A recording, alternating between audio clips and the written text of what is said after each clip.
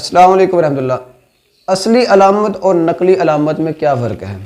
आज का ये जो टॉपिक है ये मेरे बहुत ही प्यारे, बहुत ही मोहतरम जो डॉक्टर होम्योपैथिक हैं ये उनके लिए है। ये जो होम्योपैथिक स्टूडेंट हैं ये टॉपिक स्पेशल उनके लिए है। आप लोग सिंपल सा छोटा सा काम करें, इस वीडियो को मुकम्मल देखें।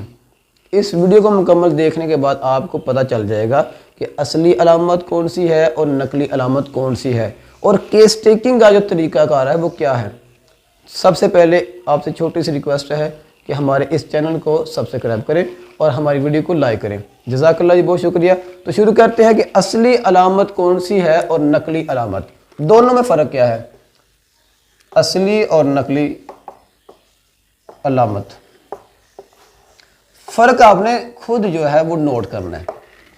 हमारे पास एक मरीज़ आता है, आपने उसका मुकम्मल जो है रिकॉर्ड लिख लिया, उसमें नेम है, एज है, जिन्स है, वेट है, बीपी है, ओल्ड डिजीज़ है, ये आपने नोट कर लिया।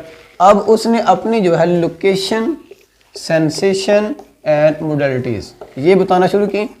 अब आपने खुद नोट करना है कि असली अलामत कौन सी है और नकली अलामत कौन सी है। एक मरीज़ आता है, वो ये कहता है कि डॉक्टर साहब मैं अकेला नहीं रह सकता, मैं अकेला नहीं रह सकता, मैं किसी ना किसी के पास रहूँगा तो मुझे सुकून है।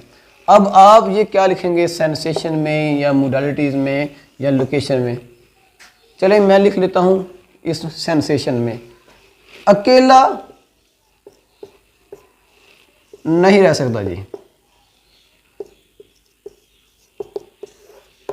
अब अगर मैं ये लिख लूँ कि अकेला रहने से इसे तकलीफ़ बढ़ना, तो ये आ जाता है मोडालिटीज़ में।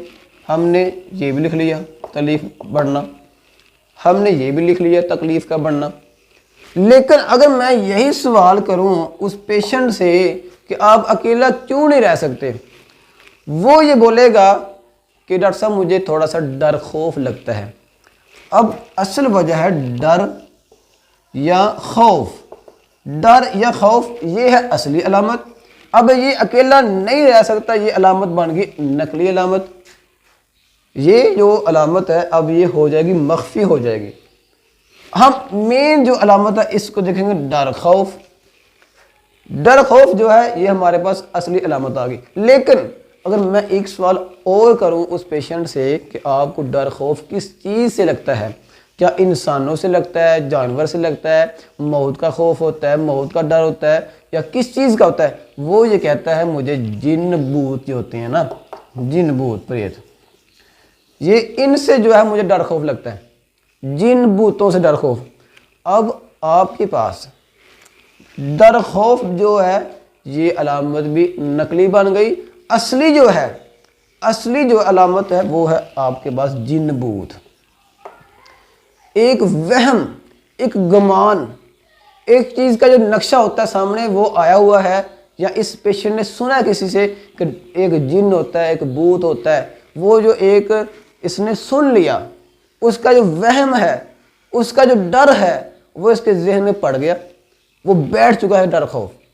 उस वजह से अब ये क्या करता है कि बेचैन है, बीमार है बेचारा। अब आपने क्या करना है कि अकेला रहने वाली जो अलामत है वो छोड़ देनी है, डर खौफ वाली जो अलामत है वो छोड़ देनी है। आपने जिन भूत देखना है कि हमारे पास ऐसी कौन सी मेडिसिन है जिसके अंदर ये अलामत पाई जाती हो कि जिन भूतों से डर खौफ। ये है आपके पास असली अलामत। दोस्तों बाज़ दफ़ा ऐसा होता है कि आप एक अलामत पूछते हैं या किसी पेशेंट ने आपको बता दी कि ये अलामत है, आपने फ़ौरन उसी अलामत के ऊपर ही मेडिसिन की सिलेक्शन करना शुरू कर दी, जबकि आपका काम तो ये था कि आप ये कोशिश करते कि आप पहले उस अलामत को थोड़ा सा छानबीन करते, थोड़ा सा ओपन करते, आखिर ये अलामत क्यों आई है, आखिर इसके पीछे कौन सा सवाल बनता है, क्या वजह हो सकती है। फिर जब आपको वजह नज़र आ जाती तो आप फ़ौरन उस वजह के ऊपर मेडिसिन की सिलेक्शन कर लेते, सिंपल। लेकिन हमारे पास खुद ही ऐसे सवाल नहीं है। दोस्तों आज का जो टॉपिक है ये कोई बहुत मुश्किल नहीं है, बस मैंने थोड़ा सा ज़रा राइटिंग अच्छी नहीं है तो इसलिए ये कर दिया है कि आपको समझ ना आने वाला सिस्टम, लेकिन ये है कि मैंने आपको समझाने की कोशिश ये की है कि असली और नकली अलामत कौन सी है। इसलिए दोस्तों आपके पास जब भी कोई पेशेंट आ जाए तो आपने सिंपल सा ये काम करना है, छोटा सा काम करना है कि एक इलामत को थोड़ा सा ओपन करने की कोशिश करनी है, ताकि आपका जो पेशेंट है वो थोड़ा सा खुल के बताए, खुल के आपको अपनी अलामत बताए, अपने सिम्टम बताए, अपनी वजूहात बताए। जब आपको उस वजूहात का पता चल जाएगा तो आप फ़ौरन जो है मेडिसिन की सिलेक्शन कर लेंगे। अगर वैसे मैं जिन भूत वाला जो सिस्टम है, जिन भूत वाली जो अलामत है, इसके ऊपर मेडिसिन की सिलेक्शन करना चाहूँ तो हमारे पास एक आम सी मेडिसिन है, बेलाडोना। बेलाडोना जो है आप इस्तेमाल करवाएं, आपका पेशेंट जो है कवर हो जाएगा। लेकिन बेलाडोना के साथ आपने सेंसेशन को भी देखना है, मोडेलिटीज़ को भी आपने देखना है, लोकेशन को भी देखना है, फिर जाकर आप मेडिसिन की सिलेक्शन कर सकते हैं। आज का टॉपिक मैं यहीं पर ख़त्म करता हूं।